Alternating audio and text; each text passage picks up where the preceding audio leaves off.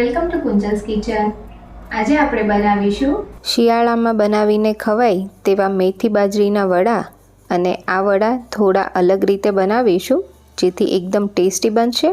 સાથે તેને તમે 10થી 15 દિવસ સ્ટોર પણ કરી શકો છો.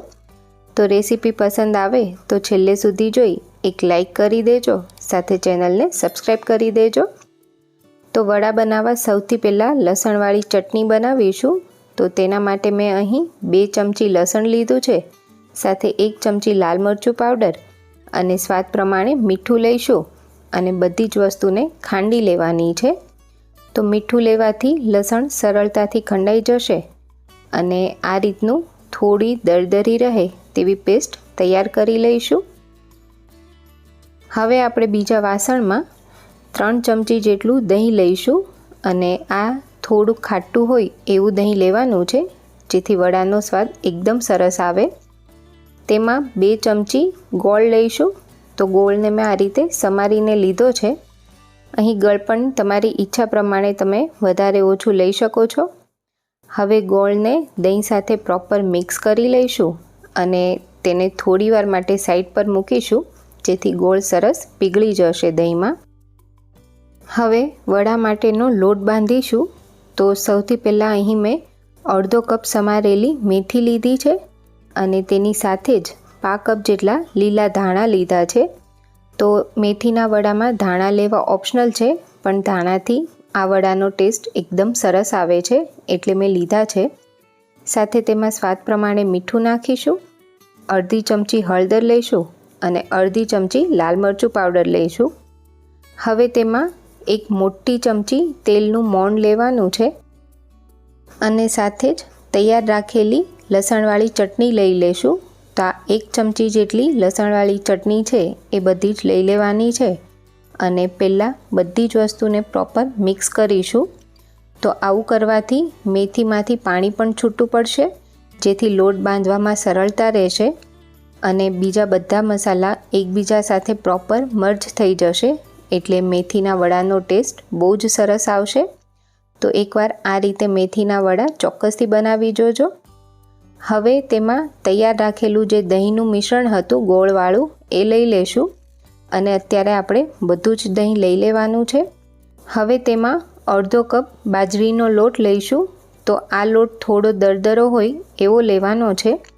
સાથે 2 મોટી ચમચી ઘઉંનો કકરો લોટ લઈશું.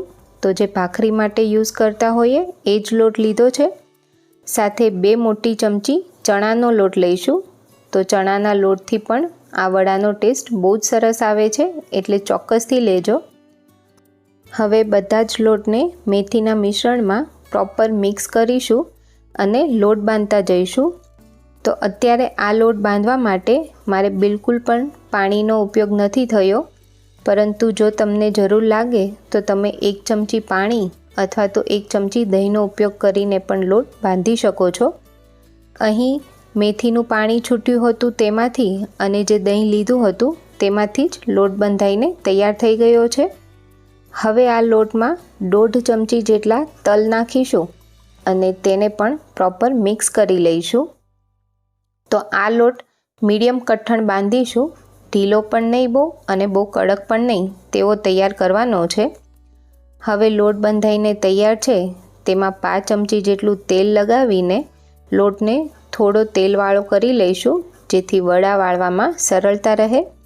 હવે લોટને રેસ્ટ આપવાની જરૂર નથી, તરત જ તેમાંથી વડા વાળીશું. જો આ લોટને તમે રેસ્ટ આપશો તો મેથીનું પાણી વધારે છૂટશે અને લોટ વધારે ઢીલો થઈ જશે એટલે લોટ બાંધીને તરત આ રીતે વડા વાળી લઈશું. તો મેં એક નાનો બોલ લઈ આ રીતે થેપી લીધું છે તેને આંગળી અને અંગૂઠાની મદદથી. તો અત્યારે હું પાતળા વડા વાળી રહી છું.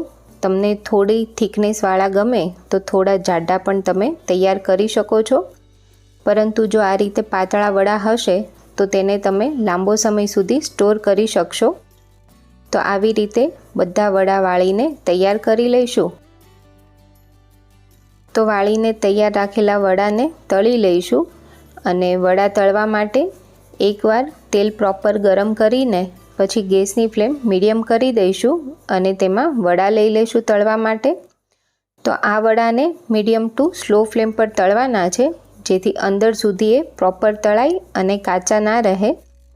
તો આ રીતે થોડીવાર પછી વડા ઉપર આવે એટલે તેને ફેરવી લેવાના છે અને અલટતા પલટતા જઈ ડાર્ક બ્રાઉન કલરના થાય ત્યાં સુધી વડાને તળી લઈશું. તો આ રીતના તમે વડા તળશો તો એકદમ સરસ અંદર સુધી પ્રોપર તળાશે. તો આવી જ રીતે બીજા વડા પણ તળીને તૈયાર કરી લઈશું. તો એકદમ ક્રિસ્પી વડા તૈયાર થાય છે. એકવાર ઘરે ચોક્કસથી ટ્રાય કરજો. અને આ વડાને તમે ગ્રીન ચટણી કે પછી ચા કે દહીં સાથે પણ સર્વ કરી શકો છો અને તેને 15 દિવસ સ્ટોર પણ કરી શકાય છે. તો ઘરે એકવાર ટ્રાય કરી મને કમેન્ટમાં જણાવજો તમને આજની રેસીપી કેવી લાગી. સાથે ચેનલને સબસ્ક્રાઈબ કરી દેજો. Thank you.